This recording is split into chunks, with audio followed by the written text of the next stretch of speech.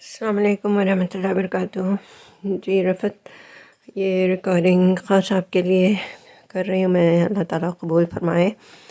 اور اگر آپ کو اچھی لگے اور اگر آپ سمجھتے ہیں کہ دوسرے بھی اس سے فائدہ اٹھا سکیں گے تو میری طرف سے آپ کو بالکل اجازت ہے کہ جتنا بھی لوگ فائدہ اٹھائیں انشاءاللہ آپ سب کے لیے اللہ تعالیٰ قبول فرمائے۔ تو بات تہجد کی ہو رہی تھی، تو تہجد کو اللہ تعالیٰ نے ایک الگ انداز میں، ایک بہت ہی پیارے انداز میں ذکر کیا ہے۔ اور فتہجد بھی نافلۃ لک، حضور صلی اللہ علیہ وسلم سے تو سمجھے کہ فرض کے درجے میں ہو گئی تھی، وہ ایکسٹرا تو ہے لیکن ان کو بہت تاکیدی حکم تھا۔ تو ہمارے لیے یہ حضور صلی اللہ علیہ وسلم کی بہت بڑی سنت ہے، اور اللہ تعالیٰ اس کو ہم زندگیوں میں نہیں لائیں تو اللہ تعالیٰ ایسے اس کے لیے اسباب بنا دیتے ہیں کہ وہ مشکلات جو بہت پیاری مشکلات ہوتی ہیں، جو ہم کو اس پر اٹھنے پر مجبور کر دیتی ہیں اور پھر اس کا مزہ چکھا دیتے ہیں اللہ تعالیٰ۔ تھوڑا ٹائم لیتے ہیں دعائیں فوری قبول کرنے میں، تاکہ ہم کو مزہ چکھ جائے، مزہ مل جائے نا، اس کا ٹیسٹ ڈیولپ ہو جائے تہجد کا۔ تو یہ اللہ تعالیٰ کی حکمتیں ہیں۔ تو لوگ جب اپنی مشکل کا ذکر کرتے ہیں اور دعا کے لیے بولتے ہیں بہت بڑی مشکل ہے اور یہ اور وہ، تو میں سوال کرتی ہوں کہ بھئی آپ تہجد کے لیے اٹھتے ہیں کیا؟ تو کچھ ایسا انداز ہوتا ہے کہ کبھی اٹھ جاتے ہیں کبھی نہیں۔ تو میں تو یہ بولتی ہوں کہ بھئی اگر آپ کی یہ جو مشکل ہے وہ آپ کو تہجد پہ نہیں اٹھا رہی ہے تو پھر یہ مشکل اتنی مشکل نہیں ہے، کیونکہ میرا تجربہ تو یہی ہے کہ میری جو مشکل آئی تھی وہ خود بخود مجھے تہجد پہ اٹھائی، اور پھر اللہ تعالیٰ نے مجھے سکھا دیا۔ اس کے ذریعے سے میری دعا تو شروع ہو گئی، لیکن دعا کی قبولیت میں ٹائم لگا، لیکن ان دا مین ٹائم میں نے ایک دن بھی بیچ میں نغا نہیں کیا اور پکارتی رہی اٹھ کر اللہ تعالیٰ سے، اور بائی دا ٹائم میری دعا قبول ہوئی، میری الحمدللہ میں اس کی عادی ہو گئی۔ کوئی بھی کام 40 دن تک اسٹریٹ کریں تو بولا جاتا ہے یہ اللہ تعالیٰ آپ کو گفٹ کر دیتے ہیں۔ تو اللہ تعالیٰ جب رحمت کرنا چاہتے ہیں تو اس طرح کے اسباب بنا دیتے ہیں، اور وہ میرا خیال ہے کہ 40 دن یا کلوز ٹو دیٹ ہونے کے بعد میری دعا قبول ہوئی تھی، اور پھر وہ دعا کی قبولیت پر مجھے اتنی خوشی ملی کہ اللہ تعالیٰ نے میری دعا قبول کر لی۔ تو پھر میں نے اللہ تعالیٰ سے ایک پلیج کیا، ایک وعدہ کیا کہ اللہ جس نماز کے ذریعے سے آپ نے میری یہ دعا قبول کی، جس کے لیے میں بہت بے چین تھی، تڑپ رہی تھی، اور تو میں نے کہا کہ اللہ یہ نماز اب میں کبھی نہیں چھوڑوں گی۔ بس اللہ تعالیٰ کا کرم ہے کہ دن میں مشکل آتی ہے، دن میں کوئی کسی کی طرف سے تکلیف پہنچ جاتی ہے، کوئی ایسی چیز ہوتی ہے، تو مجھے بس یہ ہوتا ہے کہ مجھے اپنے اللہ سے رات میں باتیں کرنا ہے۔ میں خوب باتیں کروں گی اور مجھے دل کو سکون مل جاتا ہے بات کر کے اللہ تعالیٰ سے، کیونکہ وہ تو ویسے ہی جانتا ہے، لیکن اس کے آگے ہم جب یہ باتیں کرتے ہیں تو غیبت میں بھی شمار نہیں ہوتی، اور اللہ تعالیٰ کو تو پسند ہے ہمارا اس کے آگے گڑ گڑانا اور اس طرح۔ تو بہرحال تہجد ایک خاص اللہ تعالیٰ کا تحفہ ہے ہمارے لیے، کہ دن میں اللہ تعالیٰ نے رسول اللہ صلی اللہ علیہ وسلم سے بھی یہی کہا ہے کہ ان لک فی النہار سبحا طویلا، دن کے اوقات میں تو آپ کی بہت مصروفیات رہتی ہیں، بہت مصروفیات رہتی ہیں، تو رات کے وقت من اللیل الا قلیلا، رات میں اٹھا کریے مگر تھوڑی سی رات، اور چاہے وہ آدھی رات ہو یا اس سے تھوڑا کم کر دیں یا اس سے زیادہ کر دیں، اور اس میں کیا کریں، تہجد جو ہے اس میں رکعتوں کو گنا نہیں جائے گا، رکعتیں کتنی لمبی ہے وہ دیکھا جائے گا۔ تو رکعت لمبی کیسی ہوتی؟ قیام سے۔ قیام میں کیا ہوتا ہے؟ رتل القرآن ترتیلا، اللہ تعالیٰ کا کلام ایکسٹرا پڑھا جاتا ہے دن کی نمازوں کے مقابلے میں۔ دن کی نمازیں کیا ہے، اس میں رکعتیں گن گن کر چھوٹی رکعتوں سے ہم وہ گنتی پوری کریں گے، لیکن تہجد میں اگر 2 ہی رکعت پڑھیں 2 رکعت جو میں ابھی سے بول رہی تھی، وہ تو سمجھیے کہ تحیۃ الوضو کے نام سے پڑھ لیں آپ، اور وہ تو بالکل ہلکی ہوگی۔ اور اس کے بعد اب تہجد کی نیت سے لمبے قیام والی، اب نیا لمبا قیام کیسا کریں؟ اگر بڑی صورتیں یاد رہیں تو بڑی صورتیں پڑھیں گے، نہیں یاد ہیں تو کنٹینیوٹی کے ساتھ 2 3 4 5 صورتیں ملا کر قیام کریں گے۔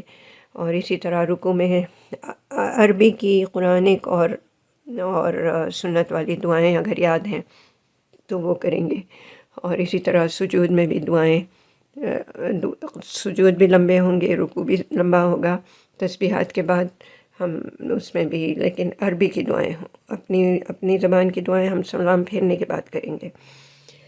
تو یہ اللہ تعالیٰ فرما رہے ہیں اِنَّ ناشِئَةَ اللَّيْلِ هِیَ أَشَدُّ وَطْئًا وَأَقْوَمُ قِیلًا، کہ یہ رات کا اٹھنا جو ہے تمہارے نفس پر، نفس کے دبانے میں بہت بہت پوٹنٹ ہے، بہت اس کا بڑا ہاتھ ہے نفس کو کنٹرول کرنے کے لیے۔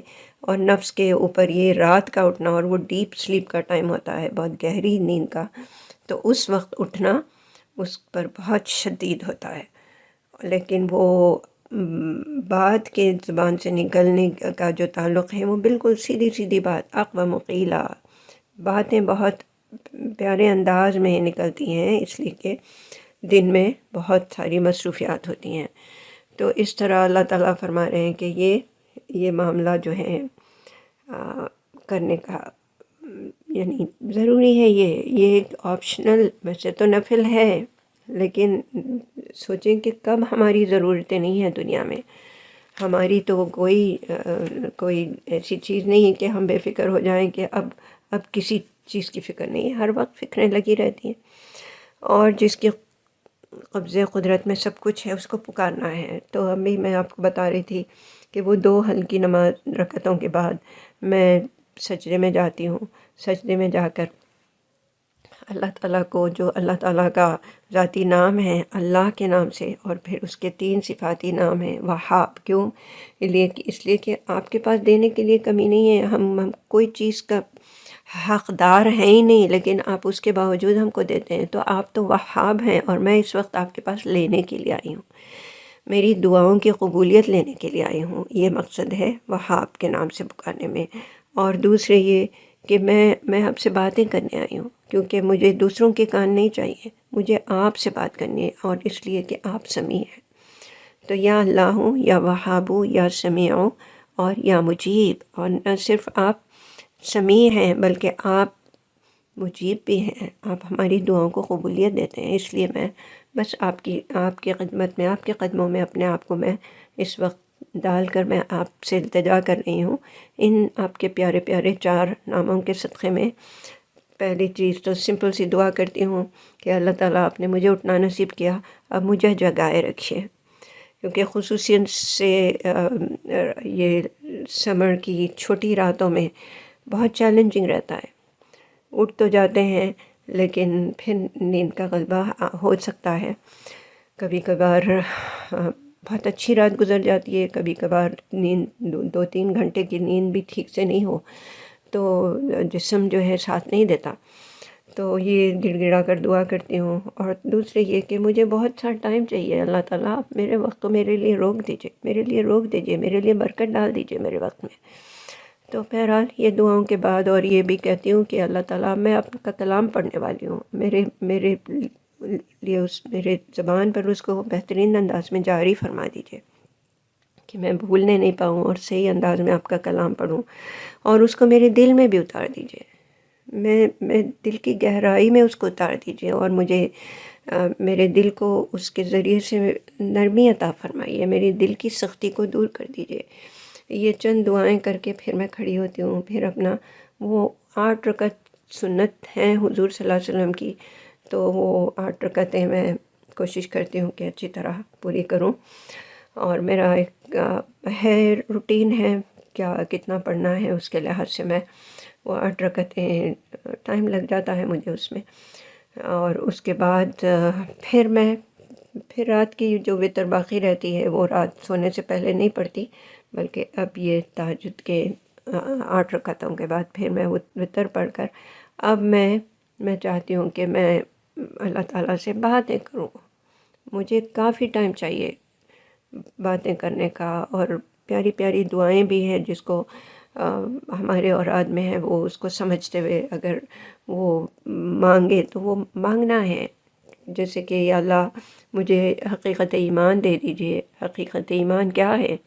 کہ ہم کو کسی اور کا خوف نہیں ہو سوائے آپ کی ذات کے، کسی اور سے کوئی امید نہیں ہو سوائے آپ کی ذات سے، اور کسی سے وہ محبت نہیں ہو جو آپ سے ہونے چاہیے. وہ والی محبت کسی اور سے نہیں ہو کہ کسی کے لیے ہم آپ کے حکم کو کمپرومائز کریں. ساری چیزیں کمپرومائز ہو سکتی ہیں، مگر آپ کے حکم کو ہم کسی کی محبت میں کمپرومائز نہیں کریں گے، اور نہ کسی کی بندگی، کسی کی اطاعت جس میں آپ کی نافرمانی ہو رہی ہو. تو یہ 4 چیزیں حقیقت ایمان ہے. یا اللہ تعالیٰ یہ والا مضبوط ایمان ہم کو عطا فرما دیجیے. بہرحال اور پھر اس کے بعد اپنی دل کی باتیں کرتی ہوں، اور اپنے لیے، اپنے چاہنے والوں کے لیے، اپنے جاننے والوں، پوری امت کے لیے بلکہ تمام انسانیت کے لیے میں یہ ایک دعا مانگتی ہوں کہ اللہ تعالیٰ جن کے پاس کفر ہے آپ ان کو ایمان اور اسلام عطا فرما دیجیے. آخر وہ بھی تو انسان ہے. ہماری ذمہ داری بنتی ہے کہ اگر ہم ان کے پاس پیغام نہیں پہنچا سک رہے اللہ تعالیٰ کے کلام کا، تو اللہ تعالیٰ سے مانگیں کہ اللہ تعالیٰ جن کے پاس کفر ہے ان کو آپ ایمان اور اسلام دینے والے تو آپ ہی ہیں. ہم آپ ہی سے مانگ رہے ہیں ان کے لیے بھی، کیونکہ وہ بھی انسان ہیں ہماری طرح کے. اور جن کے پاس ایمان ہے یا اللہ تعالیٰ ان کی زندگیوں کو اسلام سے خوبصورت بنا دیجیے. اسلام جب آتا ہے زندگیوں میں تو خوبصورتی آ جاتی ہے. تو ایمان تو ہے بہت سارے لوگوں کے پاس، لیکن یا اللہ اسلام کی جھلک نہیں نظر آتی. ان کو بھی اسلام کی نعمت سے نواز دیجیے. اسلام سے ہم سب کی زندگیوں کو خوبصورت بنا دیجیے. اور تیسرے یہ کہ اللہ تعالیٰ جس کو آپ نے ایمان اور اسلام دونوں دیے ہوئے ہیں، یا اللہ تعالیٰ ان کو ضائع ہونے سے بچا لیجیے. کیونکہ بہت ایسے جانتے سننے میں آتے رہتے ہیں، اتنا آگے بڑھ گئے پھر ان کا پیر پھسل گیا. یا اللہ تعالیٰ یہ شیطان اور نفس اور دنیا کے یہ 3 ہمارے دشمن ہیں. ان 3 دشمنوں کے مقابلے میں آپ ہماری بھرپور مدد کیجیے کہ ہم آپ کی بندگی سے زیادہ ہمارا یا اللہ آپ ہمارے مطلوب اور مقصود ہیں. آپ ہی کی ذات ہے جس کو ہم کو راضی رکھنا ہے، جن سے اپنی امیدیں وابستہ کرنا ہے. یا اللہ تعالیٰ آپ ہم سے راضی ہو جائیے. آپ اپنی رضا کے کام ہم سے لے لیجیے. آپ اپنی رضا میں ہم کو راضی رہنے والا بنا دیجیے. بہرحال یہ سمپل باتیں ہیں. یہ کوئی عربی دعاؤں کی اگر عربی دعائیں ہیں بھی تو اس کو بھی اپنی زبان میں مانگے، کیونکہ بات کرنا ہے اللہ تعالیٰ سے، جھولی پھیلا کر بات کرنا ہے. اور میں تو ٹشو کا ڈبہ بازو رکھ کے دعائیں مانگتی ہوں، کیونکہ پھر اللہ تعالیٰ کی جب رحمت آتی ہے تو اللہ تعالیٰ آنسوؤں سے بھی مدد کرتے ہیں، جو کہ بہترین نعمت ہے اللہ تعالیٰ کی. تہجد کے وقت جب آنسو نکلتے ہیں نا، تو پھر یہ آنسو کسی اور کے لیے نہیں ہوتے، یہ اللہ تعالیٰ ہی کے لیے خاص ہوتے ہیں. اور ان آنسوؤں کے ساتھ پرسکون کر دیتا ہے اللہ تعالیٰ. ہم کو سکون آ جاتا ہے، دل کی کیفیت کچھ اور ہو جاتی ہے. اور اللہ تعالیٰ سے مانگنے کے بعد پھر اب کسی سے مانگنے کی، کسی سے امید کی، کسی سے وہ کیفیت نہیں ہوتی. اور چھپر پھاڑ کر دینے کے لیے اللہ تعالیٰ کے پاس کوئی کمی نہیں ہے. تو بہرحال یہی ہے. تہجد اور فجر کے درمیان اب کس کا کتنا ٹائم بنتا ہے، وہ ظاہر ہے کہ میرا بھی سلسلہ ابھی جو ماشاءاللہ اللہ تعالیٰ نے کچھ دیا ہوا ہے، ایکسٹرا ٹائم لگاتی ہوں میں. لیکن یہ شروع سے تو ایسا نہیں تھا نا، مگر جب وہ ٹیسٹ ڈیولپ ہوتا ہے تو رفتہ وہ ایسا محسوس ہوتا ہے کہ اس میں تھوڑی سی اور زیادتی کی گنجائش ہے، مجھے تھوڑا سا اور جلدی اٹھنا چاہیے، تھوڑا سا.